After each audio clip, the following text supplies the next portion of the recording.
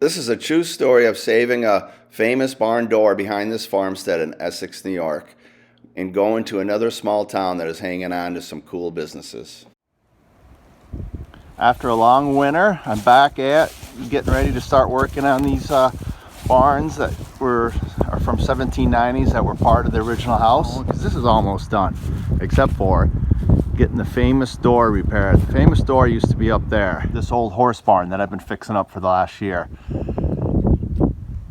And this door just was famous. People told me about it, and there were so many trees around it and everything. I didn't know it was up there when I first bought the place, and it was right up there. It's a remarkable door, and it's mind-boggling. You can see why I couldn't see the barn door, because this is what the barns looked like when I first purchased them. So this famous door has a H hinge offset, so it doesn't hit the moldings on the back side. They even put these beautiful little profile moldings for decoration on the inside. This is really just special. I mean, special, I don't know. I mean, God, today's world, they would never do something like that. Just a little decorative thing in here. And you can see it's all mortised and pegged. Old wooden pegs, no really nail construction. Water got in here and really, whoa, ratted this beam. So we're gonna have to reinforce this, but not a big deal. There's the granary. When I was cleaning out the top of that, I had a dumpster right there, and I was throwing all the junk and crap and everything out of there. And then I found a couple pieces that looked like it might have gone to that door that was up there. That might have gone to that door. And I swore so loud, I thought the whole town of Essex heard me. Oh my God, I was swearing, yelling, screaming. I'd worked all day. The dumpster was there, the piles were there. I had to go through the whole dumpster to find, because I knew there might be more pieces. And sure enough, I found more pieces before it went to the burn pile. It was just a remarkable strike of luck. And right away, I knew I had a big discovery here. These pieces of wood, I'm definitely saving, were part of the famous door that Russ Bailey, Early Dale Clark, and a few other people in town knew about. There's that door. And this piece, and I bet you anything went to that top part, way up, right where that is. And there's the cutout that everybody was talking about. So that was a light that went up above, way up, for decorative. I mean, this is pretty remarkable that I found it. Can't wait to tell those guys this one. I really want to document it because I'm leaving tomorrow to bring this door to Croghan Island Mill, which is an historic 1840s water powered, used to be water powered, but still with the old gears and belts and pulley systems. So we ran into a problem. We thought we had this cistern good enough, but this hole's gotten bigger and bigger and bigger. But we got to take this. We got to take this all out because we're going to put a new board here. This is the nails that we took out of it. These are rose head nails. Were curved so they could toe nail them. And where are they? Right here.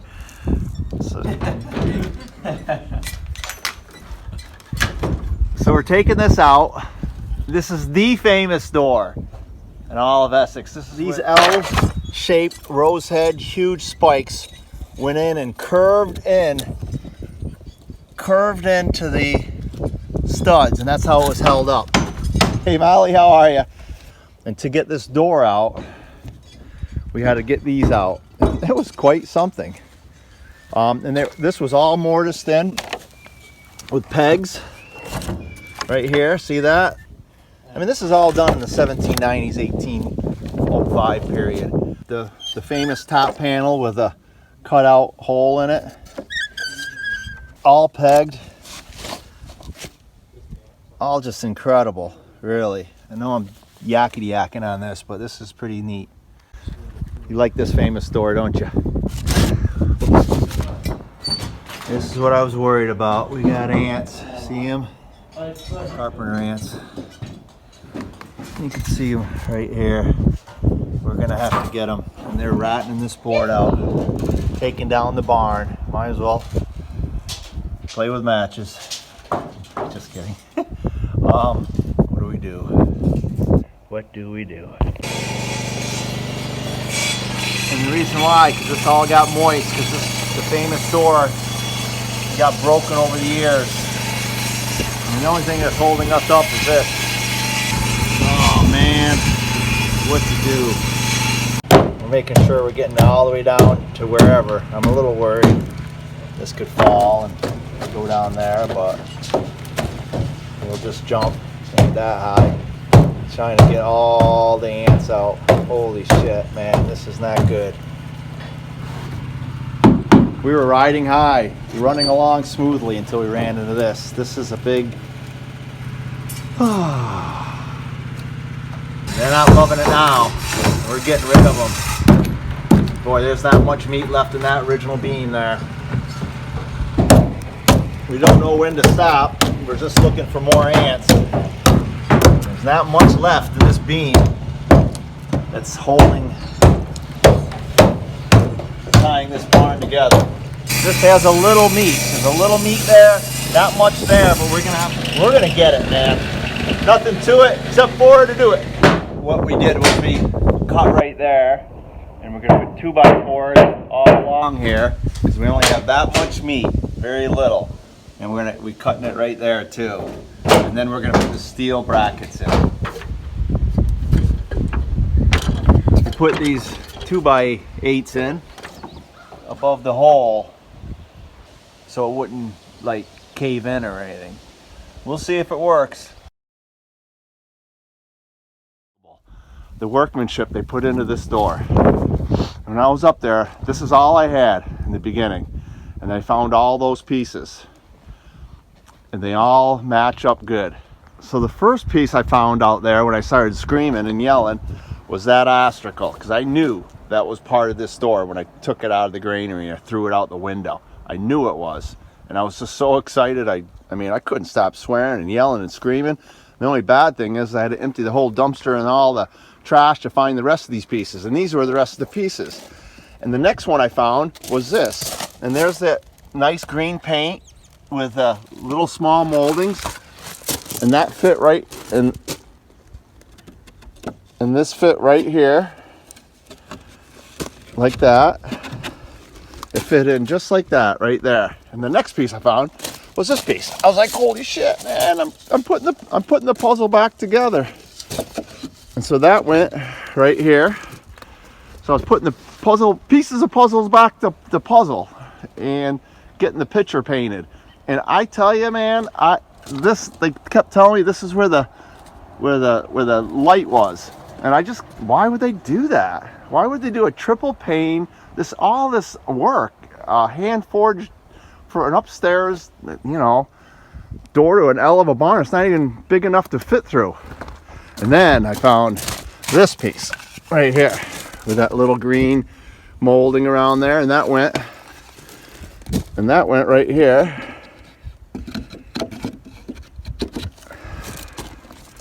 That went right there. And so the picture's getting bigger and bigger of what this door looks like. And it was getting so cool. I was just besides myself. This is the story I tell all my friends about this door. And then the jackpot. This is what I really swore. The whole town heard me. Holy cow. That's the cutout right there. It's painted, that little section, so it was never chipped out afterwards. And it went right here. This is where the cutout was, and you see a little bit right here where it came down, where it came down here and here. So this is the cutout that was on the top. And so this door over here would have had the same thing right down here. After all these years, I can still fit it back together, I think, right there. Look at that. The craftsmanship in this is unreal. It's just unbelievable. Croghan Island Mill. Sawmill and lumber company run by two brothers. Been in an operation, continuous operation since pre-1840. They make sashes, windows, doors. Coming over here to where they powered the water from the mill. right here. It got compromised, so the state weren't allowing them to put a shaft in there to run the power, because all this is all shafts underneath here and pulley systems, gears and belts, and it runs all the machinery that's upstairs there. It's a really cool, just a cool place. Now, do you guys have, you don't have power off this anymore, it's just the DEC put you out of business or something, right? Yeah. Boy, that's rushing through though.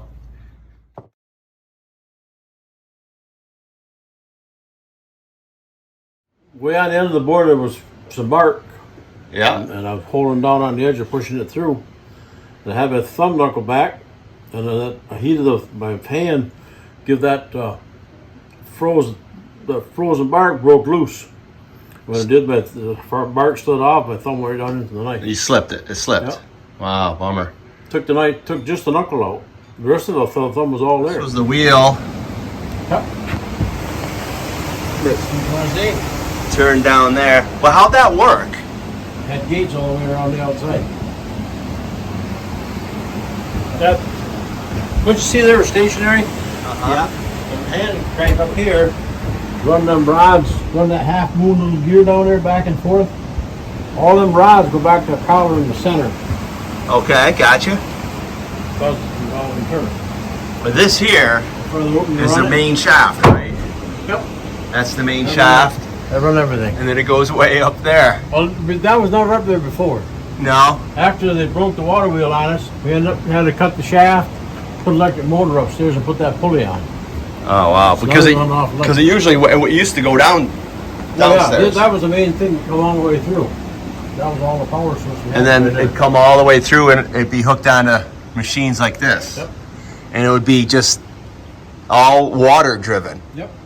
And it would run all these machines by levers, right? Yep. There'd be like levers everywhere, or lever. Once you got the wheels started, everything went off what?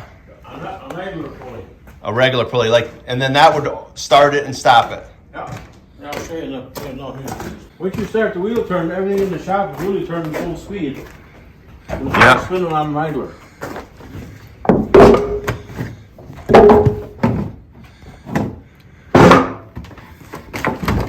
Every machine's got two pulleys on. Every machine has two pulleys. Yep, one pulley's fixed to the shaft of the machine. Yeah. The other pulley's turning on an idler pulley. Okay. So once you start the wheel turning, everything in there is spinning full speed on an idler. Start the machine, you just pull over on the stick, which has got down here, has got a V thing on both sides of the belt. Sides of the belt back and forth. Yep. Hello. And this is, it'd go all the way back there. Taking the guy through the mill on tour. What do you gotta have? That used to be their source for driving the shaft right there. Yep. And it used to go into that building where we just were. Yep. And then it'd go like that. But what happened? It broke, right? The dam broke? No, well, the dam got bad, Uh-huh. and the state wanted it fixed. Yeah. We only own a quarter of half that dam out there. Yeah. And the other company, the other side owns all that one, so we only own like a quarter of the whole Uh-huh. thing. We couldn't afford the millions of dollars to fix it. Yeah. We wanted to do our portion, but I don't hate the neighbors for not spending millions of dollars for something they don't have no need of. Yeah. So Now you're all just electric, regular old electric. the state come with their bright idea. They come in and cut the stop logs out and not load the water. When we told them when they did that, there's a water cooled bearing down in the bottom that's gotta have water, because it's the water cools the shaft as it spins. Oh, bummer. And no, so we'll keep it above that. Well, they did. They kept about 4 or 5 inches above that bearing when they lowered it. Yeah. Well, the first time it got cold in the wintertime, they dropped the river Friday night. Saturday got 20, 30 below. On Monday morning, I didn't have no bearing left. They busted it all apart. Did they reimburse you Oh, for it? hell no. No. No, it was the act of God. He just said state. They wouldn't do nothing about it. Oh, that's too bad. So we ended up cutting the line shaft, putting the motor upstairs. Now we run everything with electric motor. Everything the was. motor still does the same operation. It does everything. It runs everything. Yeah. But it does with electric instead of water. Yeah. Yeah. Oh, the history of this place? The history? Yeah. No, and I can't go back to the beginning because I don't know when it was. We don't know when the mill was built. No. These don't go back. All the deeds probably go back far enough, but you can't read them. They go back Yeah. At least 150 years old. 150 years old, this mill. But when did your family take it over? We bought it in '69. 69? Yeah. Yeah, and it's just you and your brother right now. Yep. Yeah, and There's two of us. what's going to happen when you guys retire? Don't know. Man, this is That day's coming before too long. I'll be 73 next month, and John's 65. and this is like, you don't find anything like this anymore. Not too often. No. Not like this, that's for sure. Used to be one of these little shops in every town. Now Yeah. there ain't no shops anywhere. Yeah, exactly.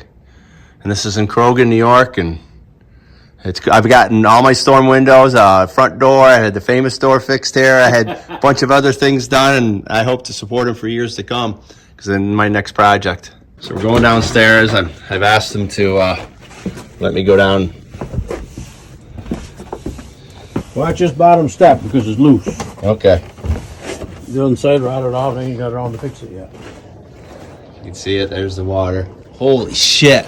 Look at this. But none of these are working right now. Well, everything in here works. I mean, everything here, but yeah, okay. Still So, ain't running, no. so if this is running, all these shafts. Once you start to melt, everything in here turns. Holy Everything's alive. shit! This is the freaking coolest thing. The main belt comes down over by the wall. That's the main drive belt. The main drag belt is right here, And then it runs that and line it goes shaft. way up. It runs this drive shaft. Then this belt runs off that line shaft with a tightener on it. And that runs that line shaft. That's the tightener. Yeah. Just a weight Okay. on the other end. Okay, yeah. There's a weight on the other end. And wherever there's belt in our machine upstairs, there's belt that goes back up to the floor to run the machines. And what's this log there for? Oh, that's not a log. That's a pipe. Yeah, it's a suction pipe. All the machines got a suction pipe. The last thing they run down on the end's a blower. It sucks all the shavings and chips into the pipe. And then Throws it out in outside, the wagon out back. you probably sell that stuff, right? Mm-hmm. Good for compost. Yeah, well, I got farmers got their wagons in here. The farmers are taking it. For bedding. Yeah. Look at this old thing. You know, the thing that makes it really unique back, you think today with the computers and stuff, where we're really smart people. Yeah. Back 140, 50 years ago, probably some guy with chin whiskers sat out here in the rock one day. This is all rock base. Uh-huh. And I don't know if he did it on a block of wood or board or what the heck he scribbled on. But he started out with a line shaft. That shaft only turns about 300 RPMs upstairs. Uh-huh. Wide open. Brought that line shaft into the shop, down through the pulleys. And if you look across, there's no two pulleys that are the same size. But yet the pulleys down here run the machines upstairs exactly the RPMs are supposed to turn. Wow, so they figured out all the arithmetic. Yep. Whether they did that trial and error or how they did it, I have no idea. I bet you it was a lot of trial and error, my guess. You know? If we had to set it up today, I don't think our engineers would be smart enough today to set it up. Because you look, there's no two of the same, but yet the main drive on the other end that's upstairs is exactly. I had a guy, my machinist used to work for us. Uh-huh. He's a really good machinist. He put a tack on every one of the machines up there, and every one turned exactly where it's supposed to turn. Yeah, I don't know. The main drive drives it all. I just think this is really cool, and it's amazing. It's just amazing. And then you got to repair all this stuff because you can't call somebody to repair any of this. No, we do our own belt repair and stuff. All belt repairs and Yep. sharpening all the blades for the machines and Yep. thing, blowing the chips out. Croghan Island Mill, one of the last ones. Liberty. Yep. This one of them sticks that come down through the floor on the saw. He was Okay. upstairs and crawled over on the stick. What that does is take this thing and slides the belt over onto the fixed pulley. That pulley now is the idler. Oh, could you do it again? So that's off. Yep. So Yep. upstairs If is it a was lever that running- goes all the way up there. If you crawled it over, it would just slide that belt right over onto that fixed pulley. And Yeah. the machine would start and run. And- When you get and done, you just slide it back Does down. it ever screw up on you though? Nope. No, always. And this look at all the wear just from doing it. You know, all the wear, it's cutting right into it. Someday it's gonna go all the way through, and your machine's gonna stop. Well, we'll repair it at that time. Right Yeah. now, it's working fine, so we don't. You know, he says it floods this in the spring after the Most snow of melt. like the lower belt for the planer, that'll be underwater. This one here, Yep. this will be underwater. So this gets a lot of water in it. Holy shit! But how's the foundation and everything? Just Well, it's good foundation. yeah. Does it go past this? It to be as high as that. As high as that? And then he just lets it recede, and then they go on vacation and... We use that to clean up the mill, go through and grease and oil everything, and Yeah. make sure everything's all in good shape. A natural downtime. Sharpen all the machines, and then when the water goes down, we got to come down and spend a day doing all the belt and scrape all the belts off and Yeah. get them dried and get them all belt dusted back up and get them so they work. All right. And this takes all the chips and blows it outside for the farmers that have their truck outside.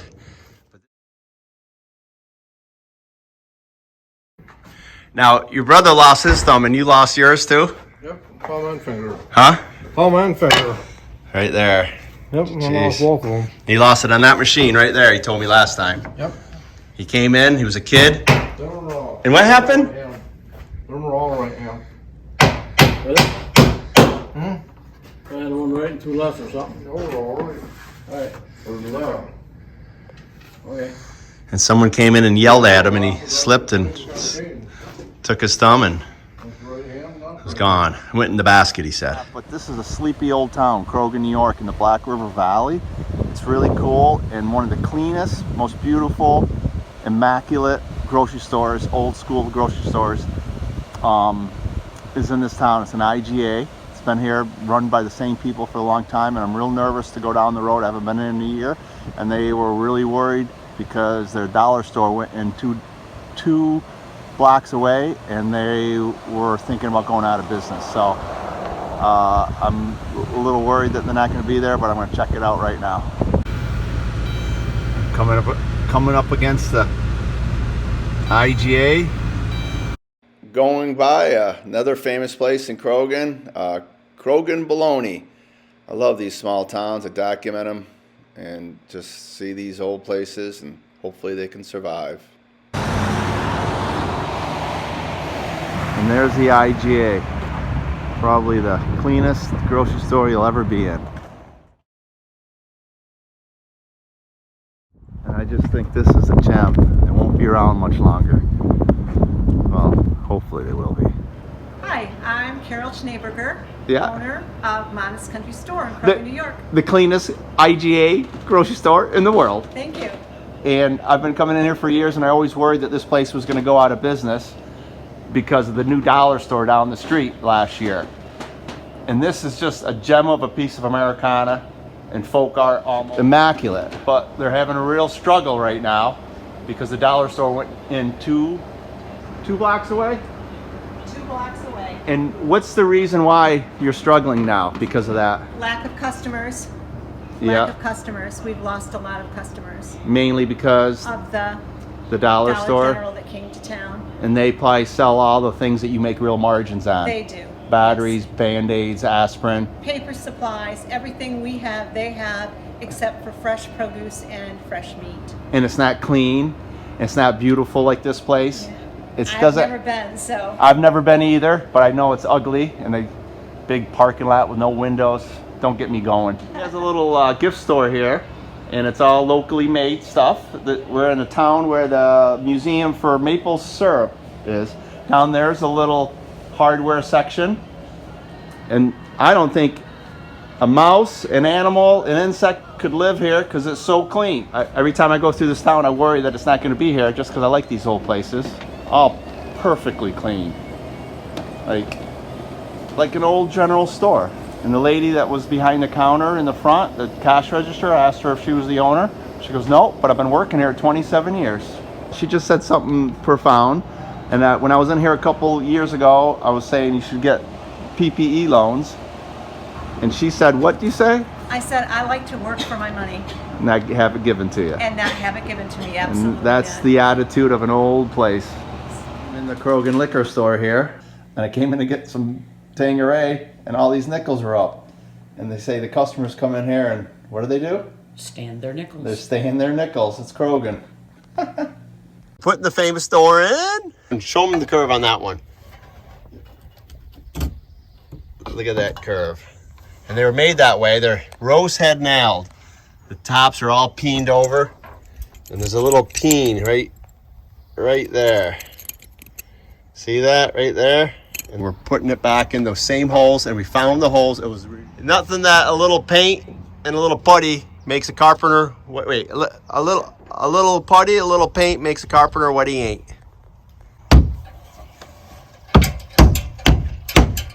Well, there she is, folks.